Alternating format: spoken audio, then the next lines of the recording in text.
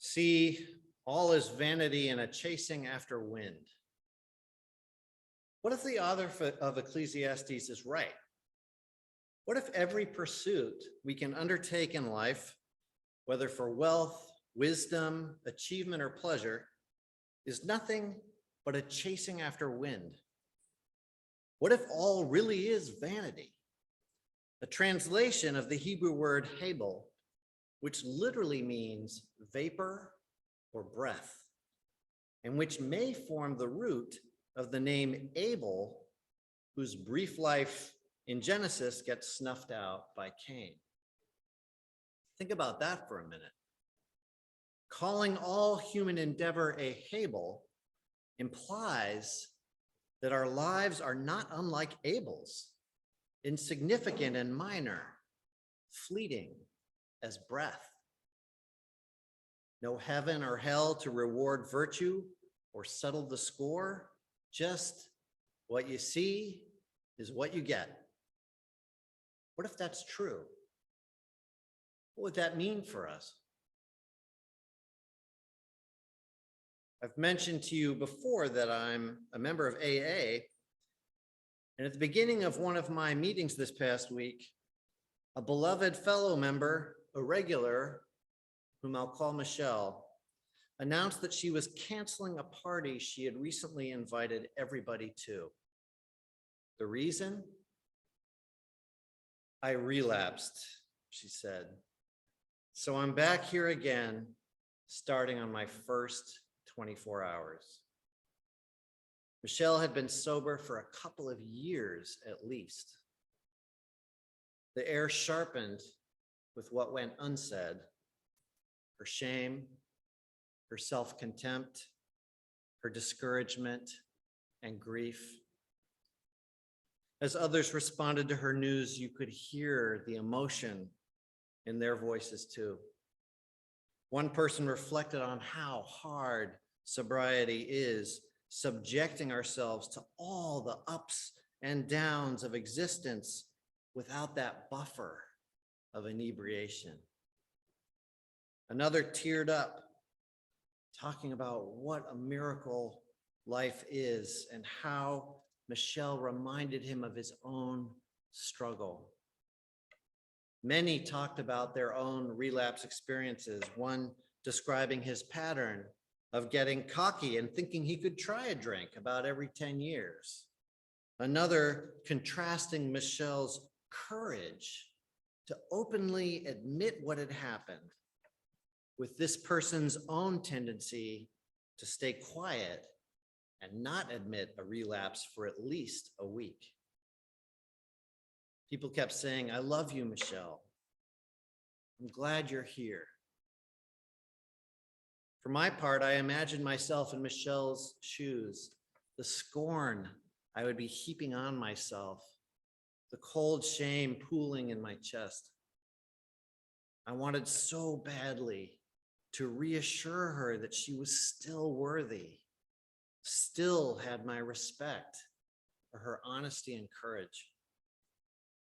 I found myself thinking about how unfair it seemed to start the count of sober days over at 0 whenever a slip happened, as if a night of vodka or wine obliterated all the success that came before. And then it occurred to me, what might it mean to Michelle if she thought of that record of consecutive days the way Ecclesiastes might describe it, as vanity and a chasing after wind? Might there not be a kind of freedom in that? If life is that pointless, can't a person decide to learn from a slip up without freighting the experience with all that heaviness of failure or sin or shame?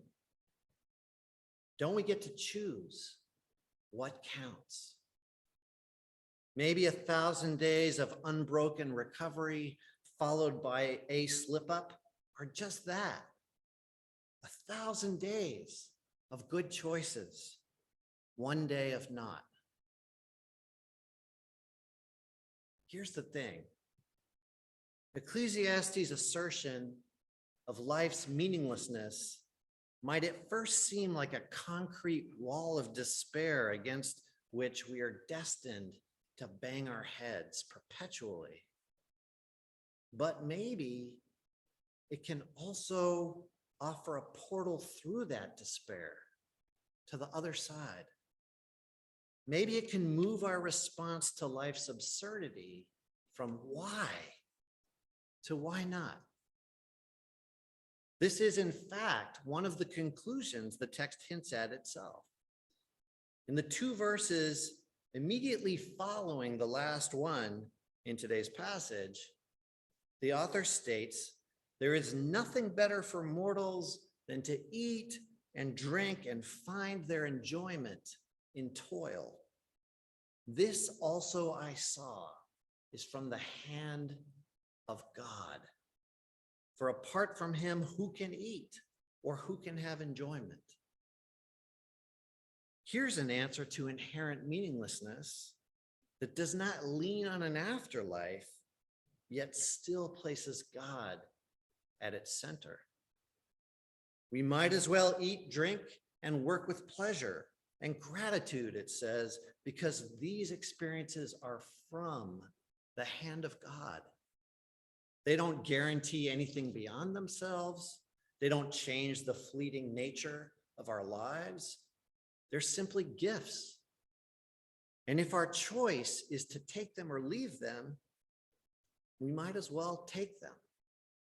We might as well choose the meaning that we want for them. If all really is vanity and a chasing after wind, why not chase after the wind for the simple joy of it? I got a beautiful lesson in this from my 4.5-year-old nephew, who I got to see at my parents' Vermont cottage this past week for the first time since he was 2.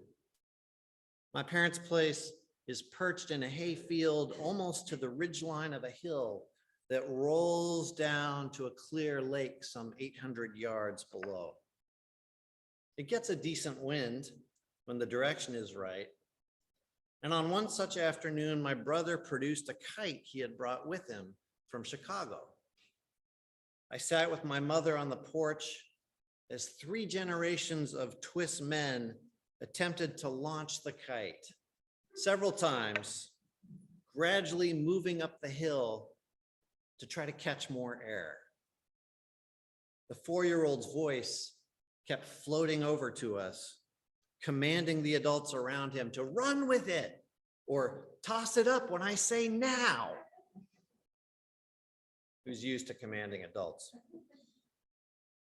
Finally, a crowing went up, and I leaned forward to see the kite catching sunlight like a jewel, swaying, fluttering, and then lifting again into the air with its double tail streaming out behind. The boy was leaping around, both arms swinging towards the sky in celebration. They'd done it. And then he settled in against his father, crouched in the mown hay, and took the handle that was tied to the string. I remembered the feel of that tug from my own excursions with my father as a kid, like something wild and alive was pulling on its leash. My nephew was utterly transported by the whole activity. He didn't need it to mean anything or amount to anything or count towards anything. The joy was inherent in the experience itself.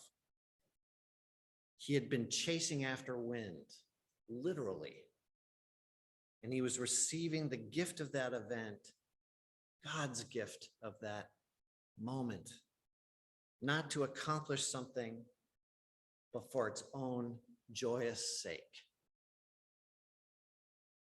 Amen.